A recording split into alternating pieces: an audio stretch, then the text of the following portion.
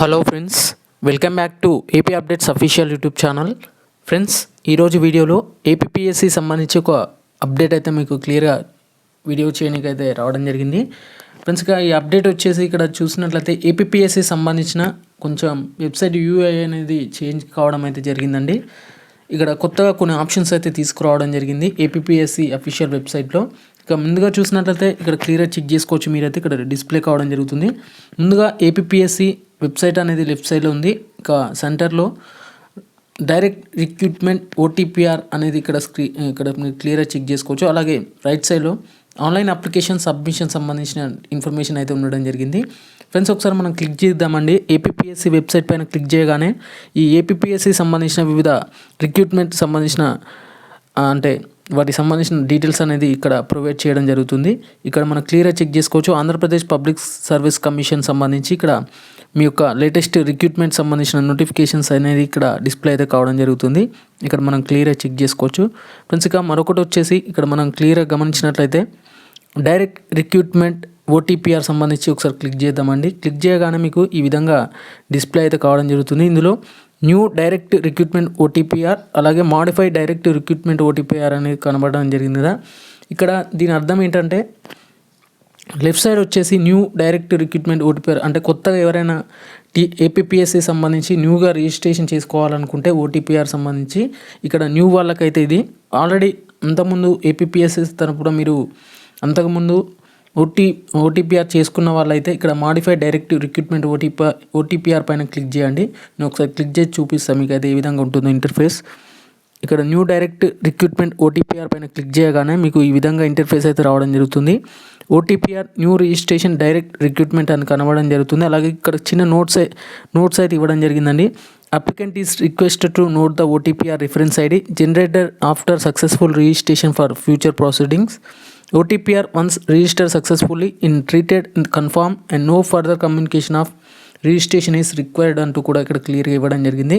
అలాగే ఇక్కడ ముందుగా చూసినట్లయితే మీ యొక్క బేసిక్ డీటెయిల్స్ అని అడగడం జరుగుతుంది. మీ యొక్క నేమ్, మీ యొక్క date of birth as per the SSC memo ప్రకారం, అలాగే మీ యొక్క జెండర్, అలాగే ఇక్కడ మీ యొక్క బర్త్ ప్లేస్ అనేది అడగడం జరుగుతుంది. మీ యొక్క డిస్ట్రిక్ట్, మండల్, విలేజ్, కమ్యూనిటీ, అలాగే మీ యొక్క father name, mother name, religion, mother tongue సంబంధించి ఐడెంటిఫికేషన్ మార్క్ అండ్ పుట్టుమచ్చలకు సంబంధించి ఇన్ఫర్మేషన్ అడుగుతుంది. అలాగే మీ యొక్క కరెక్ట్ ఈమెయిల్ అడ్రస్ ఇచ్చేయండి. ఇక్కడ అదర్ డీటెయిల్స్ పైన ఒకసారి క్లిక్ చేయగానే మీకు ఇక్కడ అదర్ డీటెయిల్స్ పైన ఒకసారి క్లిక్ చేసుకోగానే ఇక్కడ మీకు ఒకవేళ మీరు డిఫరెంట్లీ ఏబుల్ పర్సన్ అంటే PH క్యాండిడేట్స్ అయితే ఉంటారు కదా, వాళ్ళకి సంబంధించిన ఇన్ఫర్మేషన్ కూడా అడగడం జరుగుతుంది. Are you ex service man, ఒకవేళ మీరు ఎక్స్ సర్వీస్ మ్యాన్ కోటా ఉన్నట్లయితే ఎస్ అని క్లిక్ చేయాల్సి ఉంటుంది. అలాగే టెంపరీ ఎంప్లాయీ సంబంధించి ఇక్కడ కొంత ఇన్ఫర్మేషన్ చూసుకోవచ్చు. అలాగే NCC క్యాండిడేట్స్, ఒకవేళ మీరు NCC సంబంధించి ఏమైనా వర్క్ చేస్తారని అడగడం జరుగుతుంది. ఆర్ యూ ఎంప్లాయిడ్, లేకపోతే మీరు ఒకవేళ ఎంప్లాయ్ అయితే ఎస్ పైన క్లిక్ చేయండి, లేకపోతే నో పైన అయితే క్లిక్ చేయాల్సి ఉంటుంది. ఇక అడ్రస్ డీటెయిల్స్ అంటే ఏం లేదు, మీ యొక్క అడ్రస్ పర్మనెంట్ అడ్రస్ డీటెయిల్స్ అయితే ఖచ్చితంగా ఇవ్వాల్సి ఉంటుంది. ఒకవేళ మీరు ఫర్దర్గా కమ్యూనికేషన్ నుంచి అయితే మీరు ఎక్కడి నుంచి అంటే మీరు ప్రజెంట్ ఎక్కడ ఉన్నారో ఆ అడ్రస్ అయితే ఇస్తే సరిపోతుంది. ఇక పర్మనెంట్ అడ్రస్ కింద మీ యొక్క అడ్రస్ అయితే ఇవ్వాల్సి ఉంటుంది. ఫర్దర్ కమ్యూనికేషన్ కొరకు అయితే ఈ అడ్రస్ అయితే అడగడం జరుగుతుంది.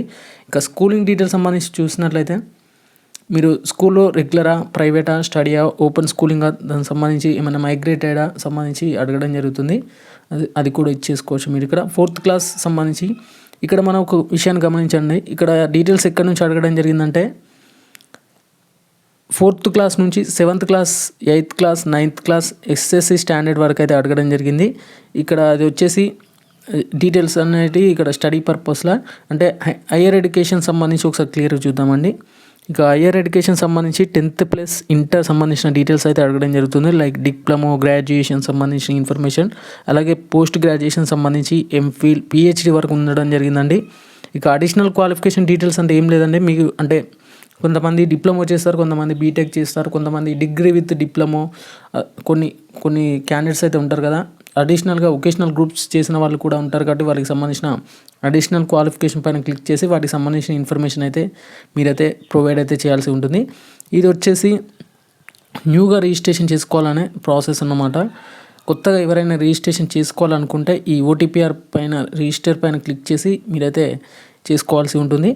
ఇక నెక్స్ట్ వన్ వచ్చేసి క్లియర్గా చూసినట్లయితే మాడిఫై అన్నమాట.